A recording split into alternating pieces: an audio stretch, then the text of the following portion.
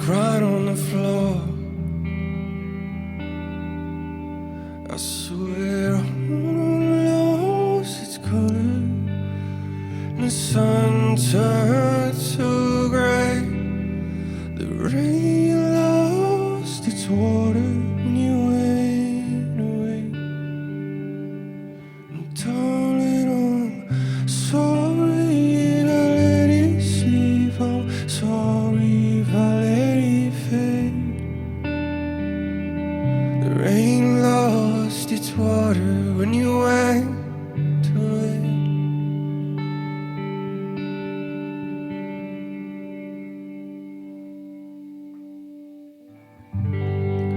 Took a trip to the mountains, left behind no maps.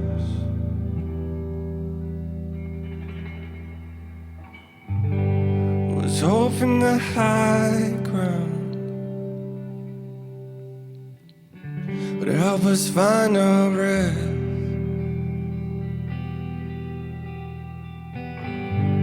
But I saw your ticket torn away, and I face our silhouette. And now the wild takes me back to the day we met. I swear its color, and the sun turned to gray. The rain lost its water when you went away. And darling, I'm sorry if I let it sleep. I'm sorry if I let it fade. The rain lost its water when you went away. I swear autumn lost its color, and the sun turned to gray. The rain lost its water when you went away. And darling, I'm sorry if I let it sleep. I'm sorry if I let it fade. The rain lost its water when you went away. Here we go. Hey, Chris. That was awesome, man. Thanks so much for being here, for doing You notice that. I have different clothes on. You changed? This is the same day that we recorded the song. Sorry. I've already derailed this. Didn't take long. 6-7 seconds. Let's just, this whole thing just off the rails. Yeah. It's better that way. Yeah. Okay, Dellwood. That's your only musical project you've ever made, right? Yeah. Yeah. All right, well, Yeah. hold up. Okay, I just need to say, my boy Chris and I go back many years. We've made in the 3 digits, probably, number of tracks together. That's it. Across multiple monikers, across, like, random production music, you name it.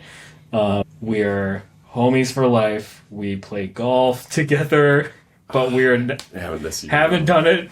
Life be lifin'. Yeah. But, so that's my little precursor to Chris, preamble. Mm-hmm. So, Dellwood is not your only project, but tell me about Dellwood. Yeah. Dellwood, I guess I put out the first release last October. So it's been almost a year that this project's been active. And it's kind of like indie folk, cinematic folk type stuff. Vocal songs again. I do some vocal projects, monikers, bands, duos, etc. Like Glass Echoes, we have together. And then I do plenty of instrumental stuff. Anyway, so this is like, it's just been fun to like come back to kind of my roots. I like started on guitar when I was 16 as far as like writing music. And I've always loved folky-ish stuff. It's just been a long time since I've like focused on like folky guitar songs with vocals. And so kind of just happened by accident. I started writing that type of stuff, and then I just thought, do I put this under my own name? I don't know. And I just decided no. Eventually I was just writing a lot and decided like this needs to be its own thing. And yeah. So so why did you want to start making music in the first place? And also, what keeps you going? Oof, why did I first place? Yeah. I mean, I always, like, as a kid, was always obsessed with music, and, like, I remember, like, CD player in the car on road trips and just, like, listening to an album and just, like, pretending I'm, Jimmy Eat World or whatever I'm raging on. And then, but I didn't start playing anything until I was 16. And it just, like, happened. I was bored one summer day, and my brother was actually the one who was borrowing a guitar because he was going to learn. He was gone. I picked up the guitar, and then I just, like, and I got Guitar for Dummies from the library. Started, like, teaching myself guitar tabs eventually. And I just, like, that was it. Like, I just, like, instantly loved it. And then once I learned enough where I was like, okay, I know what a chord is, G, C, D, and, like, I could, like, kind of write my own songs, essentially. Like, that was, like, that mixed with, like, really bad recordings with, like, my old PC and a crappy PC microphone, and like, those two worlds, songwriting and production, like, I was, like, instantly in love with it, and ever since then I've just been chasing those two worlds and the combination of it. What was your first, like, thing that you recorded on? Because for me it was like Windows Movie Maker with my family's PC desktop mic, and then I would literally, like, play it, like, for overdubs I would just play it through the speakers and then overdub on top of that. Yeah. Oh, that's probably even better than what Acoustica Mixcraft is what I got. I remember that's the DAW. I don't know if that's ever how long that's ever, like, been alive or not or whatever. And it was an old PC, and it was like one of those really skinny PC mics, and everything was, like, clipping like crazy, but I didn't know that. I didn't know anything, But yeah, that was my first time. I'll always remember that. Acoustica Mixcraft. Yeah. Dude, I mean, if you're gonna, like, get into this, like, it finds you, no matter what you're doing, like, it definitely, like, chooses you, and then you're just like, I have no choice but to do this. Yeah. Maybe it doesn't have to be professionally, but, like... But if you're a lifer, Yeah. It just... If there's always, like, some story like that for people who are lifers that are just, like... And then I started doing that. 'Cause, like, I just remember, I think the first moment for me that was like, oh, I'm not, like, I'm not normal in this, was, like, I was playing... I was probably, like, 8 or 9. I was at a friend's house. They had this keyboard, and they had, like, demo songs. So I'm just, like, on the headphones, playing along with the demo song and just going and just getting into it and doing it for, like, 15 minutes. And then I just, like, look over, and my friend's whole family's just, like, staring at me. They're like... You're just in it. Because it's, like, their keyboard, but they're like, oh, What are you doing, Ben? We don't do that. Oh, okay. We don't do that. I guess I am. And you're like, I ain't we, man. I'm me. Yeah. Oh my gosh. I know. Yeah. Yeah, it's so funny. Actually, now that we're, like, talking about that, I think even before I was recording, there was an old PlayStation game that I don't remember what it was called, but it was essentially, like, making music with loops. So think of, like, Apple loops or like splice loops or something, and, like, pulling them into a timeline. Yeah. But, like, that's what it was, and I don't think you could record into it at all or whatever. But I remember, like, so it was the first time I've ever seen any sort of, like, choosing how to make sounds put together. So that was also, like, a, like, instant, like, love of, like, this is amazing. I get to do. I mean, this is, like, we're talking, like, I don't know, 2001 or 2000 era, like, PlayStation. Before I knew what a DAW was or anything like that. But yeah. So then, okay, well, this makes me think. just like technology developments and stuff over the last, I mean, since we were kids, is crazy, right? And then like, I don't know, just thinking about becoming a music lifer and like where you were at or where technology was at kind of when you started like getting into things. Like, I don't know, I think about if we were like 18 now, you know, there's so much, there's everything you could ever want from a laptop, right? So then I guess like in thinking about your experience with it, like, tell me about like, how technology and where it was at the time that you were getting into it. Like, just tell me about like the good things about that. Because, we think like, oh, more is better, but like, more isn't always better. Right. You know? No, actually, that's such a good, I was thinking about this recently. Like, it's just so interesting, like, what era you grew up in or like when you were born, and just like, there's so much out of your control in that essence of this conversation about technology and what it is. So like growing up, like when we did as millennials and kind of like high school age, early aughts type stuff, it's like, it does feel like that was kind of like a bridge era of like really old technology, you know, like tape, you know, very more traditional things. And then where we are today, which is like you said, everything times 100 as far as like access and tools and like, you know, even like the quality and all that. So like it was like this weird middle ground of like digital was becoming prominent, but it was still like really messy, I feel like, and so that and then also the education piece of it of like YouTube was not, you know, courses, like even just like social media, like tutorials on whoever you follow, it's all out there now, which is amazing. You know, I use it constantly. But like back then, man, it was very much Wild West trying to figure stuff out. And there is something to that, you know. It's like, especially when you don't, that's what you know, is like, I think if I would go back in time and I know now all the stuff that's available, it'd be so frustrating to like not have access to the YouTube tutorials or whatever if you have a problem or you're troubleshooting. But back then, it's just like I said, old crappy PC, acoustic and mix track, clipping everything, no idea what reverb even means, let alone how to use it. And yet it was just like the thrill of it, and then also the hands-on learning of it. I don't know. It's... And I mean, ultimately, whatever was inside of you that was like, hey, I have to do this, it just persevered. And, you know. So then, I mean, I guess, kind of to continue along with that arc, like, you went to music school, and McNally Smith, and basically... Man, music. So you went to music school. I did not go to music school.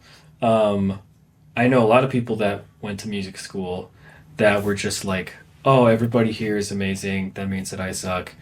So I'm just not going to keep going. I feel like there's like so many casualties from the music school environment where for me, it was like everybody I went to college with, they were doing like classical music and stuff. So I felt like the odd duck. So it's just like, cool, I'm going to go off in my corner and just do whatever I want. And, you know, like, so like that was empowering for me. And also just the idea that it's like, oh, I didn't go to music school. I need to catch up. You know, I'm behind, you know? Sure, right. So, but like, I don't know.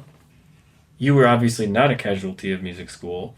And this kind of ties into just who you are as a creator in general. Like, because I know you, but like, you're not like Mr. Chops. Correct. You're not like... I'm not. You're not correct. Like... Literally nobody has ever called me to be a session player.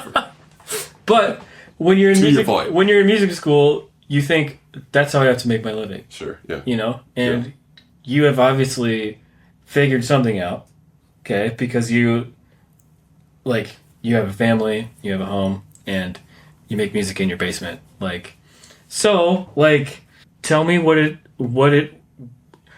is in you and about you that helped you not become a music school casualty and even not a chops guy, but then completely having your own thing that works. And I know it's not about the money for you. Right, It's right, just about sure. it's about having a life and like a life that you like. Yes. So you've figured a lot of that kind of stuff out.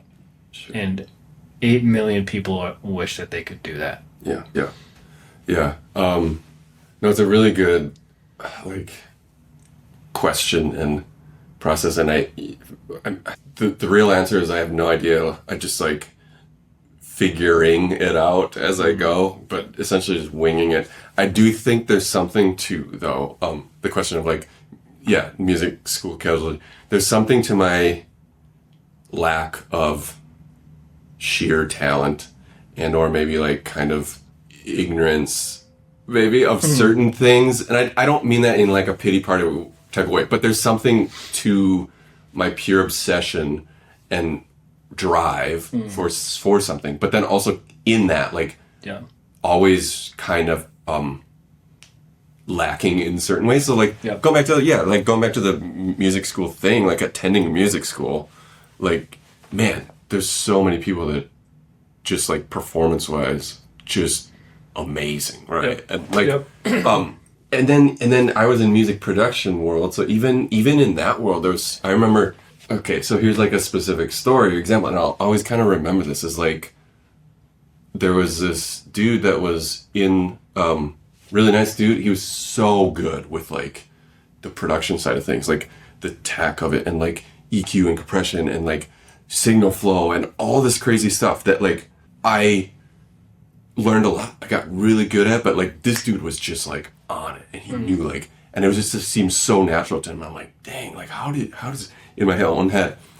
But then I still remember like listening back to like what he produced the project, and I was like, oh, it didn't like connect with me. And I'm like, that's not like, that doesn't mean like that was like all encompassing of what he does, or just I don't know what he's doing, whatever. Yep. Now, and I just remember that feeling of like, wait, there's something to just the sauce of like what you're creating and the voice you're doing, and it doesn't have to always be like technically proficient or like or like a certain template of what it should be. Like sometimes there's like such amazing creativity and benefit in like a lacking of something, you know, and it's a balance, because I think it's easy to be like, I don't want to ever like learn something because it's all about this, and it's like, I just, the flip side of it is it's like good to be confident in tools so that you don't have to like think about the tools as much as like the song, you know, like the sauce or whatever you want to talk about. So there's something there.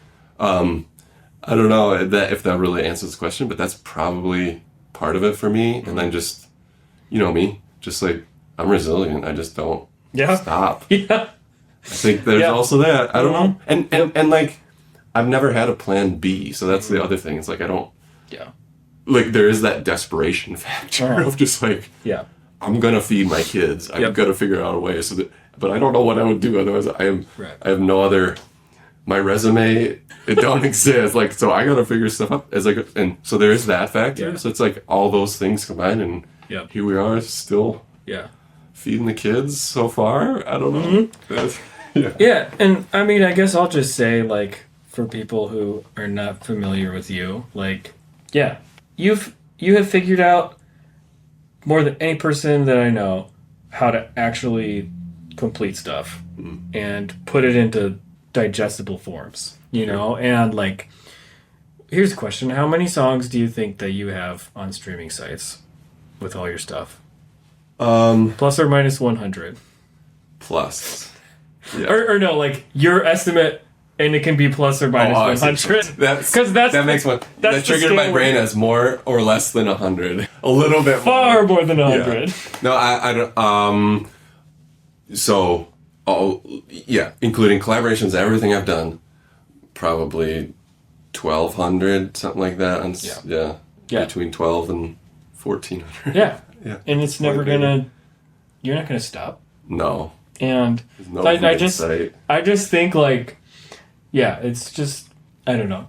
Especially like, so my lane has shifted a lot more to like producing for artists and stuff in the last handful of years, and like, you know, for a lot of the artists that I work with, it's like, okay, we have this 4-song EP. We just gotta like give everything that we have to it, and then they put all of themselves into it, and then it gets released, and they're like, okay, you know. But like, but I think it's just a testament to like, it's not that you don't care about your music, but it's just like, hey, we're just gonna keep going. We're gonna keep going. We're gonna keep creating, and it's like the freedom that you get after you release something is, I'll just work on something else, and it's not like I wouldn't even say that you're like a productivity addict. You're just somebody who loves to create and loves to, like, you love all the different parts of it enough to do them. So like the creation, like the production, technical stuff, even like the social media content side of things, you know,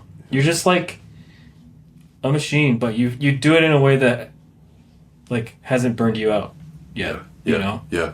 So like, I feel like there's a lot of people,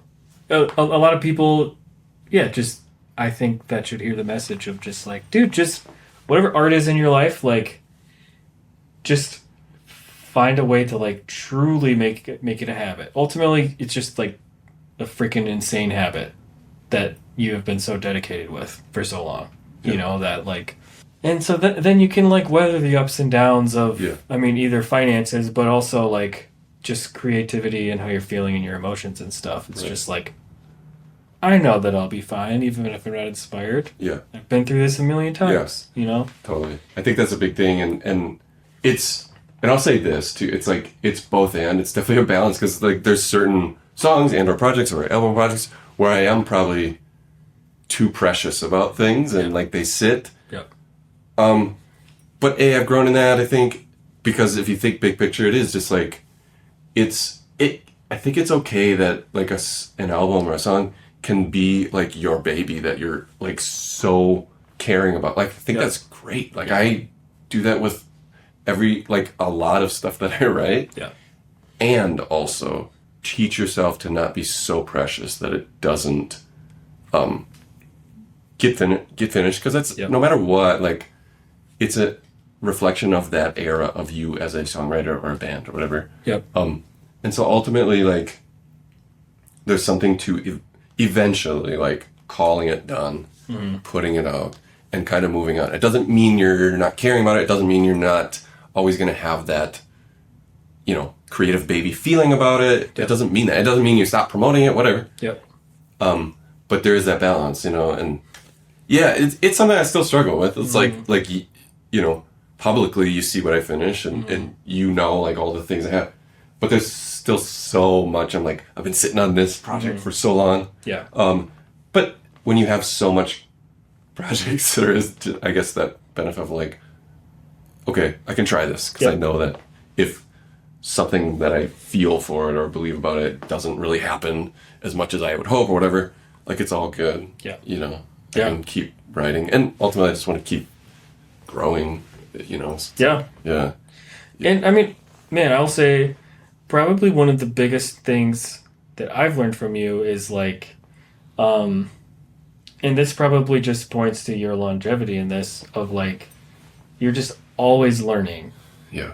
And you're always like thinking about, okay, what are people doing now? What are like, and so like, you're totally open to learning from a 23-year-old. Yeah. You know, but also even just like, and I know that you have baggage from the music industry, but like, I've never seen you like dwell on that baggage. Like, there's so many things to be negative about, you know, be pessimistic about and be like, oh, this is so stupid. But like, I don't know. You have everything that I've seen from you in this department is you're just like, even with the negativity stuff, it's just like, yeah, whatever. I'm just going to still make music, you know? And it's like, because there's so many people who just throw pity parties and they just never do anything. Yeah. And you're just like, maybe you have a pity party, but you're like, whatever, I'm just going to still make music, you know? And I think, God, because, I mean, social media is just, all the people on social media are just talking about all the, even justifiably so, all the stuff that sucks about the music industry nowadays. But like, then they don't do anything. And it's just like, cool, you know? Yeah. So I will say, like, I've really noticed that about you just over years and years. And like, man, I wish that more people had that mindset, you know? Yeah. Dude, that's actually really cool that you like see that in me and point that out. And it's something I think you know, you mentioned even if there's certain things that are, it's not that like things are perfect and like, everything's great in the music, obvious. Right. Like, nah, it's just like, it's like life. Yep. You know, like life is always going to be messy. It's never going to be perfect. Yep. But we have a choice to either only dwell on those things and stop moving, or we have to get up today and keep moving and keep doing life no matter what, you know. And there's seasons of like, you know, there's seasons with going back to music. There's seasons of like great inspiration and fun and creativity, and you're flowing. And then there's seasons where it's really, really hard, and it's like you don't feel like it. And you know, I've just been doing it, I guess, long enough where I know, like those seasons are not fun. They hit me. Yeah. And then so does the other side.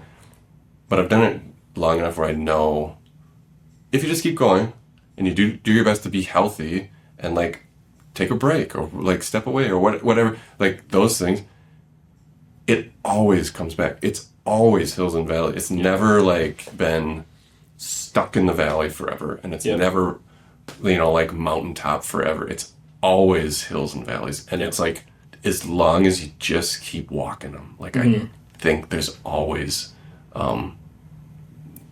there's always the other side of whatever you're on. Yep. And but that's been like something I've like intentionally worked on too, like really, really hard. It's like it hasn't just like optimism has not come naturally to me. Like I would say probably actually melancholy and like despair is more natural to me, but it's the intentionality of all the things. Like I don't want to live in a land of despair.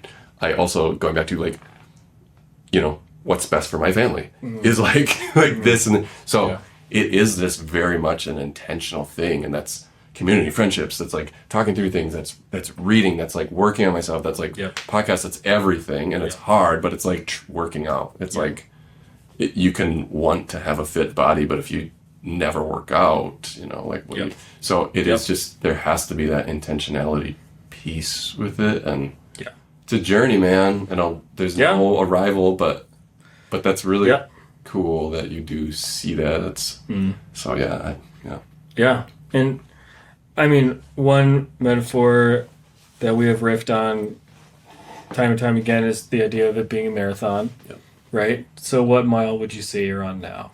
Right. That's the question. I don't know. 5, 6. I don't want to be past like 10 or 11, you know, like I want to be still just out of the gate. Like I love the long haul. Yeah. The big picture view of it, you know. I just because that's just, to me, that's encouraging to look at it that way. That's like running a marathon is not a 100-meter sprint. Like it's just, you have moments where you're feeling it and you're running. Yep. You have moments where you're like, I need like a water break. Yep. You know. So, but hopefully I'm only on 5 or 6 or so. I want to keep I want to keep running when I'm 80. I know. I don't know, you know. Oh yeah. Dang. Yeah, well sweet. So then what's coming up for Dellwood? So this song, Rain Lost Its Water, is coming out September 9th. So I don't know when this podcast is out or interview, but so that's the next single for Dellwood. Then I'll probably do one more. I'm just like winging it as I go as far as like releases for Dellwood, and I do think I'll eventually put out like a full length album probably next year. Yeah. And you know, I'm thinking about like pressing vinyl for it and maybe playing a show or two. We'll see. You know, just like trying to do it. Yeah. But for now, it's just like waterfalling singles, and I'll probably do like. So this one's in September. I'll probably do one more for 2025. Maybe 2 if I get hyper. But very possible. Yeah, could be possible. Yeah. Sweet. Well then, okay. I mean, I'm just gonna call out some of your projects for people to check out because I think they're great. You have a million, but I'm going to highlight, obviously, Dellwood. Mm-hmm. I'm going to highlight Elskavan. Mm-hmm. Elskavan has been your ambient baby for a long time. Yeah. You have like 8 records out? Yeah, Plus just a put out the million. 8th in June. Yeah. So It's gone Full. That's full-length records, okay? Yeah. Plus like a bunch of other... That's the longest running moniker Yep. for sure. It's gone from ambient to post-rock to this to now it's like Yep. experimental electronic, alt Yeah. pop, whatever. Yeah. So Elskavan, you've had a band, Bora York, for a long time. Dreamy pop vibes. So that's obviously fun. I'm going to also shout out Glass Echoes.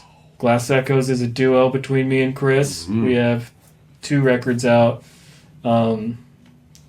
We always riff in on it. Just playing games. We're just playing games. It's become a wonderful ecosystem for us to just get our silliness out, but like in a But you wouldn't productive but way. you wouldn't know it listening to the music. That's what's Yeah. fun about it right now. It's like, Yeah.